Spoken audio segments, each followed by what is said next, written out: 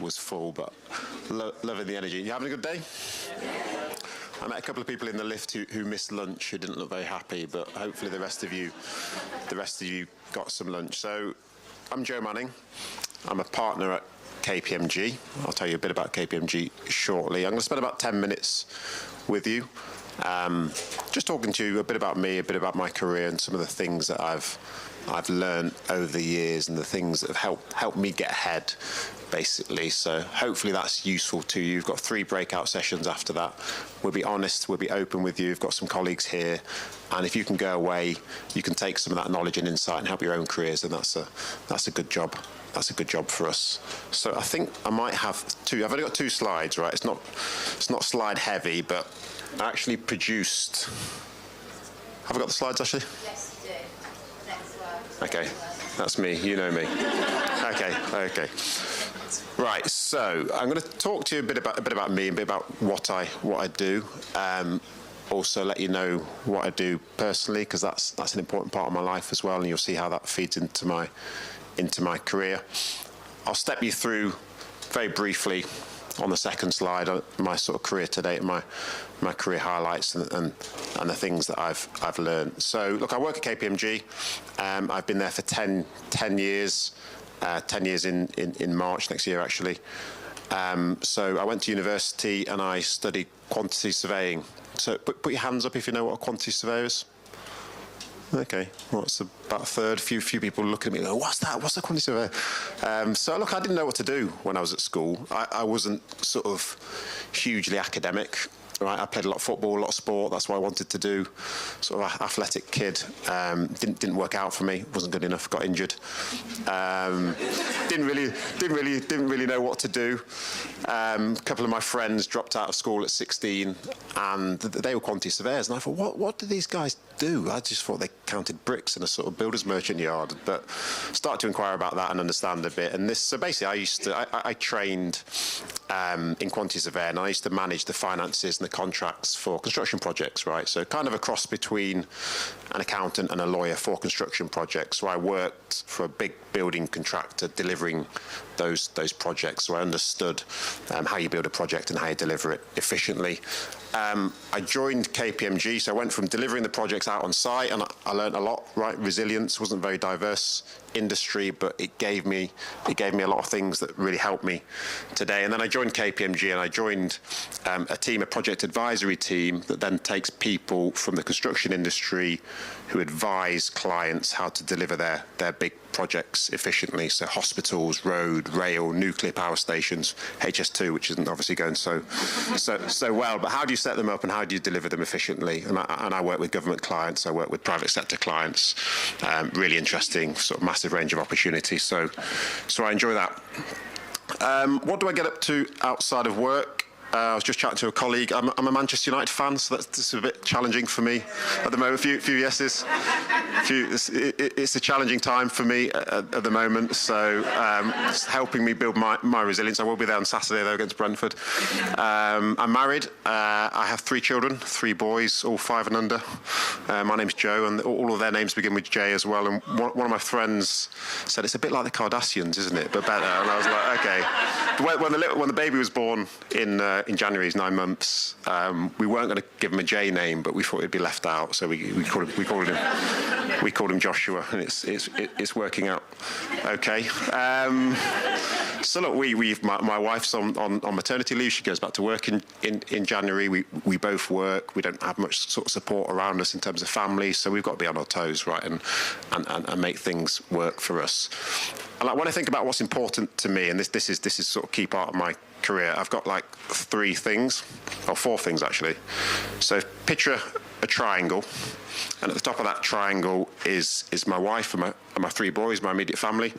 They're really important for me, right? Creating the right environment for that family to thrive. My wife and I are from broken families, quite difficult families, so it's important for us to get that right. And then I think, okay, so how do I get that right? Like, how can I be the best of me, and how can I be happy? Because that's all they want, some time and me to be happy. Well, I need to look after my health, right? My mental health.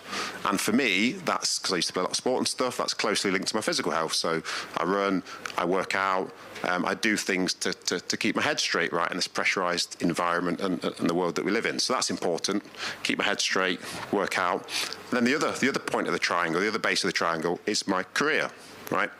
That needs to be progressive, rewarding, intellectually stimulating, give me the progression that I want in my life and allow me to have the lifestyle that I want. So in my kind of simple head, right, I look after my health, I look after my career, I'm happy, my family's happy. It kind of keeps the triangle in check. Now, look, I'm not perfect at distributing my time between all of those things all the time in the right way. Who is? But I'm consciously aware of it, which is really important, and it's helped me navigate some of my sort of career and life decisions. And the other thing, like you draw a circle around this sort of triangle. You can tell I'm a consultant, right, with these diagrams, but you draw a circle around this triangle, and then it's about me giving back. So events like this, right, sharing insight, sharing what I've learned to get ahead and to be a partner at KPMG at 37 years old. So what have I learned on the way, and who's helped to guide me, and how can I give that back to others? So that's an important thing for me, and it kind of gives me clarity about what's important and how to spend my time on a sort of daily and weekly basis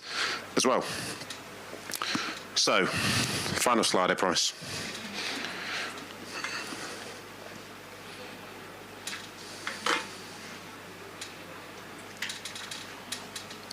So this slide just gives you a bit of an overview. It looked different on my slide template. Anyway, an overview of my career, right? So I've worked for two fantastic organisations, Laing O'Rourke construction company, one of the biggest in the country, where I was a quantity surveyor, and then KPMG, where I joined almost 10 years ago.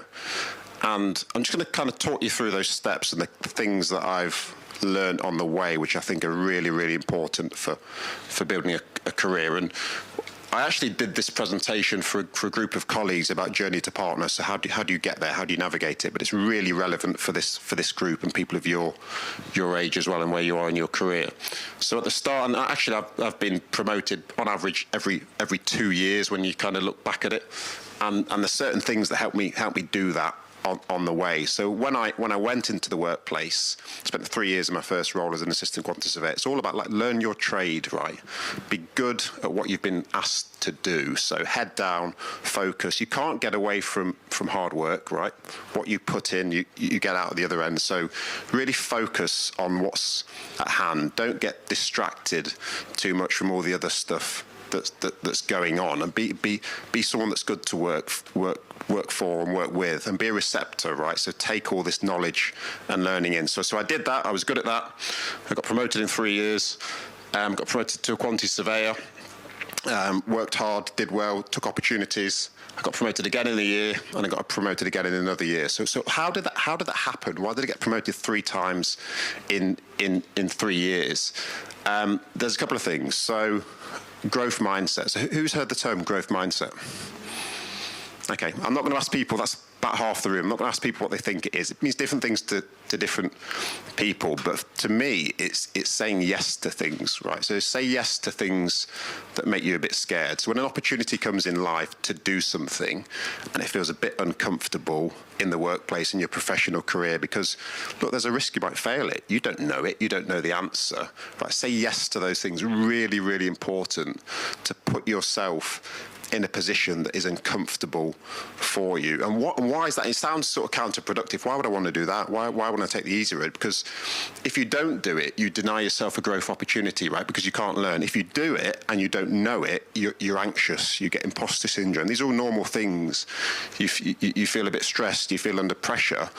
But more often than not, you will find a way to work through that and to overcome it and to grow. So always say yes to opportunities. This isn't about putting yourself into situations where you just can't win, but this is just about being brave and having courage and trying things that actually aren't within your comfort zone. So that's really, really important. I said yes to everything, and I just said, yeah, I'll do it, I'll have a go. And after time, right, it stops becoming scary, right? And you back yourself. And if I was to do a talk like this 10 years ago, I'd be terrified. I'd be absolutely terrified. But I've said yes so many times, and I've done it over the years, that you then become comfortable doing these things. So push yourself outside your comfort zone. Say yes. Really, really important. tell them what you want, right? In each of those promotions in my early years of in my career and my later years, I was clear with people about what I want. So how does your boss know that you want a promotion? How do they know that you want to run this company? How do they know what you want to do, right? So you like, people may think it, but you're never the most important person in someone else's world. They've got their own things going on. They've got friends, they've got family, they haven't got much time. So you've got to be really clear with people and assertive, professionally assertive about what you want, right? Because if you don't have those conversations, which can make some people feel uncomfortable, you deny yourself the opportunity to get the constructive feedback. I want to get promoted. If you don't tell the person you want to get promoted, either you will get promoted because you're ready, or you have a conversation about what you need to do to get promoted, which is exactly what you need to have. You need to have those conversations. So don't shy away. So you do it professionally, but you be assertive, right? This is what I want. How can you help me get there? And I think what you'll find, and what I found over the years in my career at both organisations, is I was overwhelmed with the level of support I got from people when I was open, when I had those conversations. Yes, I would go into those conversations feeling nervous, right? Do I want to have this conversation? Is it going to be bad for my career? But I was overwhelmed by the amount of support. So you show people ambition, you ask them, you describe what you want, and you either get it or you have a good conversation about the steps that you need to do to get there, and then you can go away and work on that. So that's really, really important. And interestingly, I suspect minorities don't do that as much for many, many different reasons, right? So, but really, really, really key. Sponsorship. I'm going to come on to power team in a sec, but sponsorship. So who's the person in your life, in your organisation, who's shouting about you, who's saying, Joe's brilliant, he needs to be promoted, he does it? Who is that, right? Because those people are some of the most important people ever in the workplace. I didn't have the right sponsors at a time in my career, and then I found the right sponsors, and it really kind of accelerated me. So who are those people that are influential? Do you know them? Have you got a relationship with them? How can you build a relationship with them? And how can you help? How can they help you get ahead in the career? So that's really key. I call it building a power team, and this was, if you look at that 2 years as a director, prior to that I had 5 years as an associate director. You could say that's the only time my career got a bit sticky in terms of those years. It's probably a natural consolidation of learning after pretty rapid progression. I got married, had my first child, we got a family house, lots of life stuff going on. It was necessary, and it enabled me to build a platform to move through the director grade pretty quickly. But I didn't do that on my own, right? You don't do this on your own in careers, whatever level of your career you're at. So build a power team around you. So we've talked about the sponsor. The sponsor shouts about you and tells everyone that you're brilliant, right? The coach listens to you and helps you reflect some of your challenges and issues.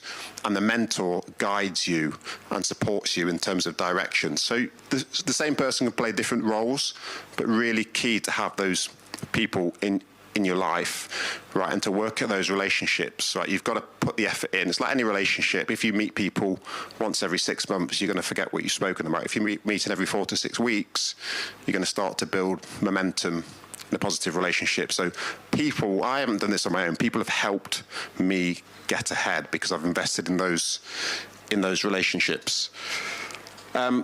I think this sort of penultimate thing that I'm going to come on to, goals and systems, I think this is the single biggest piece of advice I can give you. And it's probably the simplest piece of advice as well. And it's dramatically helped me progress my career over the years, get the goals that I want to sort of outside of work as well. And it's really simple, right? So who show of hands again, bit of audience participation. Who's got a set of goals in terms of what they want to achieve in the year? Put your hands up if you have. Okay, I like that. That's pretty positive. Who looks at those goals every day? Few hands, yep. Some. Who's broken those goals down into a set of steps they need to take to achieve the goal? Okay, so some of you, so that's good. So this is and again, it's really simple. So at the start of every year, and I do it aligned with sort of KPMG's financial year, which has just happened, I project, I look forward. So if I was here in 12 months' time, what would I want to have achieved in my life, right?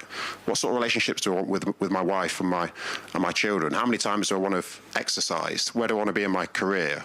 Where do I want the team to be that I'm running? And visualize it, right? Think about it. Visualize that place where you want to get to. And then turn that into a set of goals, right? Half a dozen goals. You don't need any more.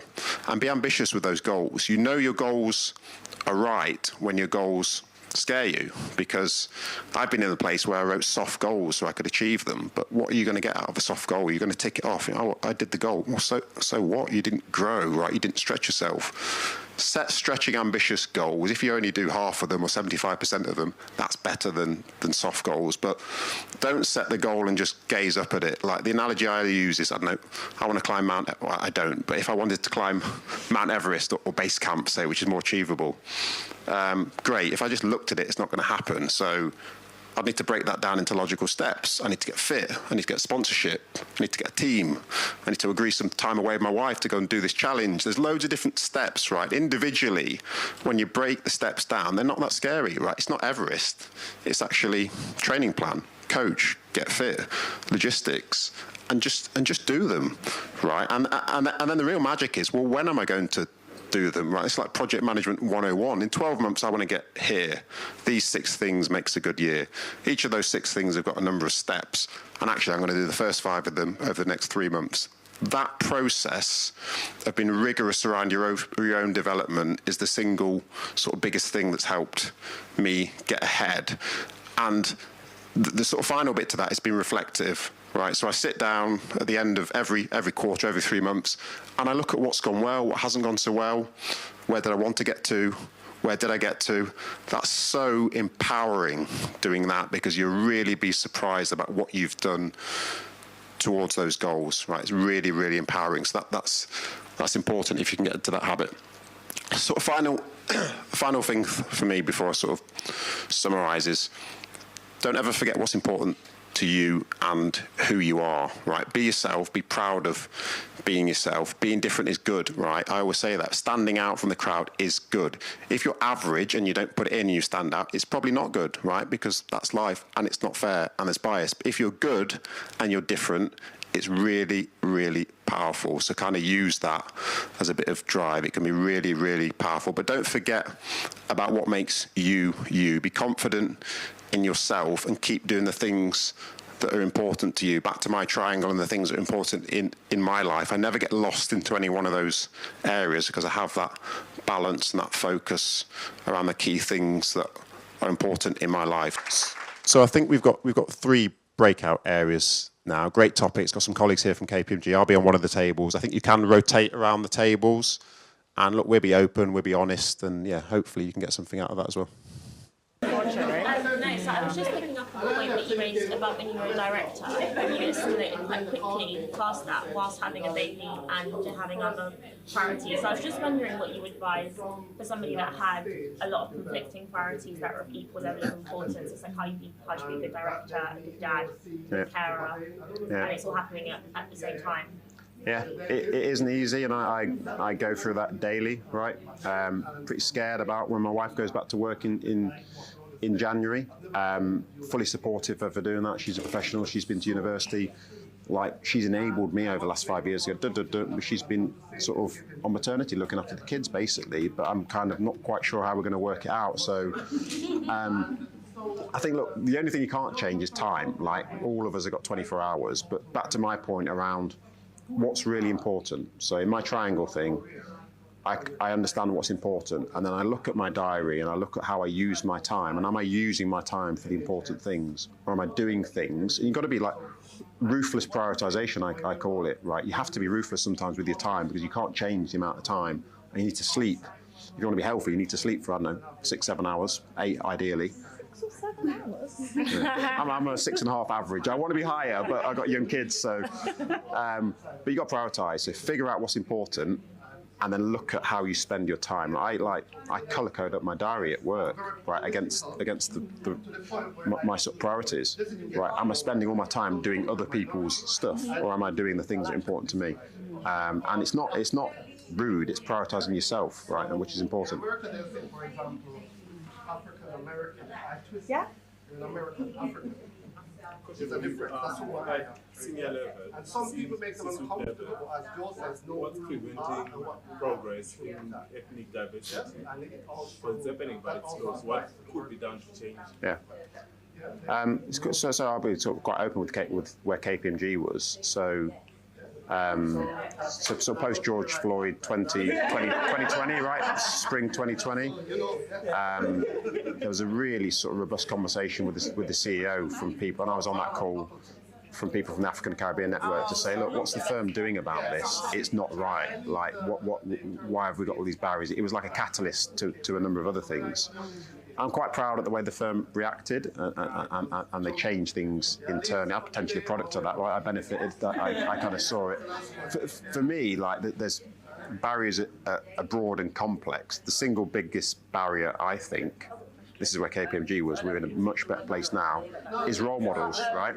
So we had 2 black partners in 150 years, and that got called out, right? 2 black partners, and that got called out to the CEO, right? And actually, like, it's one of those things where you sleepwalk into it over decades and decades, and think, oh, shit, like, what happened? Like, that's changed now. They've got a target now that will get 50 in the next 6 years, right? Have a partnership of 600, so that's quite a decent. When you look at society, that's not a bad percentage, right? And 50% of the partners they want from working class backgrounds as well. So, 2 things: role models and brave leadership who are going to set targets. Back to goals, and if you don't set a target, right, it's really hard to kind of not implement change. So I'm big on targets. Okay, so what are you going to do? And I do that with my team, right? So okay, you're going to grow this. How are you going to do it? What's your target? It's not to beat them over the head if they don't get the target. It's because it will drive people to do it. So brave leaders, role models, and like people like myself and the other 2 black partners I've got a good relationship with, they'll be retiring from the business in 5 or so years, but there's probably about 10 of us now. So from 2 to 10 in 3 years, and there'll be more. So then there's a responsibility on people like me and others to then engage and help. Like, the door's open, right? Let's help other people get through this door. So. Just to add a little bit more context to that from the ID perspective from the team that I sit on, yeah, everything that you just said is totally true. You can't be what you can't see. But we're actually we were the first of the big 4 to start measuring Black heritage representation individually rather than looping it into ethnic minority representation. So that's really important as well, is like looking at it at a more granular level. And also, as Joe correctly said, in 2020 we launched as a bit of a catalyst reaction to George Floyd's murder, we launched our Black Lives Action Plan, which is a really targeted, tailored approach to interventions that we're going to be doing specifically to support our Black heritage colleagues. And as part of that, we have our Black Heritage Allyship Programme, which is a mentoring programme, so it goes back to what you were saying about sponsorship. This partners people and pairs them together for mentoring, for sponsorship, for all of those good things, so they can learn from each other. So you could be someone who's fairly new into the business at an entry level, who's learning from a manager, or equally a manager learning from a partner. So those opportunities to speak to people who are like of that different grade to you and have that different experience, that's actually really hard to get. Like, you don't, if you're at a certain place in your life, you're not going to necessarily know people who are at a different part, do you know what I mean? Like, it's hard to make those connections, but that's how you meet people who will then eventually become your sponsor, become your mentor, and really help you, hold the door open. So, and that's how you also have exposure to all of these great, Black heritage partners who you might not meet otherwise. You might know they're there and hear the number and stuff, but that's not enough. Making sure that people know them, they meet them, those sort of things. I got 2 mentors off that program. Like buses, right? You wait for one, you get 2. But I put my hand up and I said I want them, and there was people in the business, senior people who were embarrassed about the statistics of the business. It was a big sort of awakening for the business. And look, don't get me wrong, not everyone cared, but a lot of them did. The important people did. So I got two mentors, and I thought at the time, this is a bit much. How am I going to make it work? I've got lots of stuff on. But I invest in those relationships. Like, the first calls are slow and like it's a bit awkward, and you get to know new people. But these are senior people in the business who are each 30 years experience. One of them has been on the board, now retired. They're giving that to me. And I can, talking about that 2 years as a director, I can pinpoint conversations with those people that directly help me accelerate through, because they could help me navigate the business and help me understand and reflect. And they weren't in my day-to-day work. But that's me, like, putting the effort into those mentoring relationships. I speak to loads of people that say, oh yeah, I did have this mentor, but it fizzled out. You're not always going to get the perfect one, right? And it can fizzle out. And if they're not holding their end of the bargain, like meeting you and when you need to, sometimes you need to change, but like be accountable for trying to make it work, right? If you only speak to your best friend once every 6 months, like the relationship's gonna fizzle out, right? That's just life. So you have to put it in. Don't be scared about just getting to know each other as well, because it'd be really beneficial, those relationships too. I think you get as much from being a mentor as being a mentee. Yeah, self-correction, right? You're telling people to do stuff all the time and you do it. Yeah, so if you don't have a mentor or a mentee, I would get one of each. I wanted to ask, how did you find pivoting between roles kind of on a small level, but almost like sectors as well? Because I've worked kind of upwards in one area and then it's quite difficult to move into other sectors. Career we're talking about. We talked about this, yeah. So there's lots of debate on specialist versus generalist. I think what I learned. Right, so I specialised early on in my career, quantity surveyor, reading contracts, doing costs, learned that. And I don't do that technical stuff anymore, but I haven't forgotten the skills that I've learned. Like, you don't forget how to ride a bike or write, do you? And then what got me ahead to the sort of director role, so actually I said yes to an opportunity that was outside of my comfort zone. So I used to look at costs and projects that have gone wrong. There was an organisational transformation for an infrastructure company, but I didn't know anything about that, but I said yes to it. I didn't pretend to be a deep sector specialism in that area. I found people who were, but I really focused on like the softer skills, so communicating, sort of relationships are so important. Right? How do I get these people from there to there, right? And actually, all those softer skills, presenting, conveying information. So, like at a certain point, don't be worried about not knowing everything in the field, because what a lot of people did, and I did this, I moved to KPMG, I thought they're all accountants, I'm not an accountant, I need to learn accounting. So I went and did a basic CIMA course, which was useful, but then realised I don't need to specialise in what other people are specialists in. I know my bit, right? And think about a sort of line across the top and sort of horizontally, and then vertical lines. You want a long line in your area, but then kind of shallower lines. So you know enough, but actually you don't have to know it all, because there's other specialists. So if you're the glue that can link it all together and you've got the softer skills, then you can really, like, there's a book about it, right? Why generalists thrive in a specialist world. So I wouldn't be worried about that. I would say just know your strengths. Just know your strengths and hone in on them, play to them. We were talking about this when we caught up previously, and I was like, oh my God, yeah. I went away from the call and I was like, yeah, I don't need to know everything. And once you kind of accept that you will never know it all, that's all right. You can't beat yourself up about it. But what you do know is valuable, so lead into it. The more senior you get, it's about managing teams now. So for me, what's my strategy to do well in my business? Well, I've got to recruit really good people and then build human personal relationships with them and motivate them.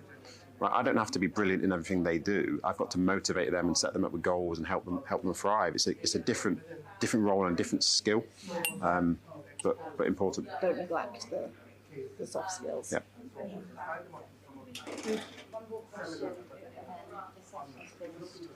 Let's go quickly. Can I throw that in terms of where you are in your career right now, being a partner? Like, do you feel as though you have boundaries in terms of your time, in terms of your work life balance? Do you feel as though you kind of do everything that comes up? I think we're quite senior, and my mum's in a similar position, but I don't want to be where she is because she's quite tired. Yeah. I've always had that ambition and drive to be in that same place. I don't want to not do the work she's done, but I don't want to be tired like that. I want to progress without that. So how do you gain those boundaries? So, like, work smart. I'm not saying your mum didn't work smart, but like, put it in when you need to put it in, right? So put it in for the important thing that you need to get done when there's an audience, for the key things. So this goes around, how do you spend your time, right? Why would I stay in the office? I've been away for a couple of nights this week. Why I'm actually working from home tomorrow? Why am I going to work till 6 o'clock or 7? Why would I do that? Like, work smart. What do I need to do? What's the single thing I need to do? So there's a working smart thing, and there's a boundaries thing. right? Be really clear. People respect you. Like, I used to play football on a Monday night, and I used to leave the office at 4:45. And like, I used to do client meetings, but they knew it all the time, and they respected it, and they asked me how I got on. They knew I wasn't slacking, right? So boundaries are really, really important. It's not to say you're completely inflexible. Sometimes things happen, right? But be really clear about your boundaries early on, and be open with people, because people generally respect that you've got other things going on in your life, right? And no one wants to do, or very few people want to do just work, right? People have got other stuff in their life. Was there one more question?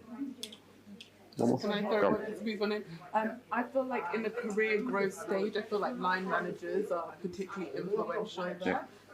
For you, what is it now leading a team where you find yourself nurturing talent? What qualities are you seeking to develop within your teams? It's interesting. So when we interview people, me and the sort of directors in the team, we always like have a bit of a joke around, like, did he give them the vibe check? Like, are they people that are going to? So yes, they're good and they're competent. We can see it on their CV, right? They're good. They know their stuff. And obviously, you've got to get a competent person.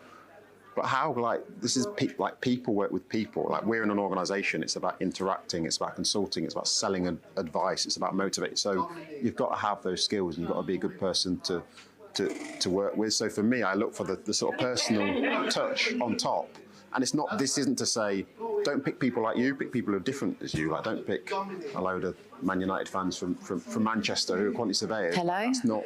Hi everyone. I'm so sorry to cut it short there, but thank you very much for coming along to our talk today. It looks like a lot of you found it quite insightful, and there's been a lot of discussion, which is great. But thank you again, and yeah, enjoy the rest of the day. Thank you. Nice to meet you all.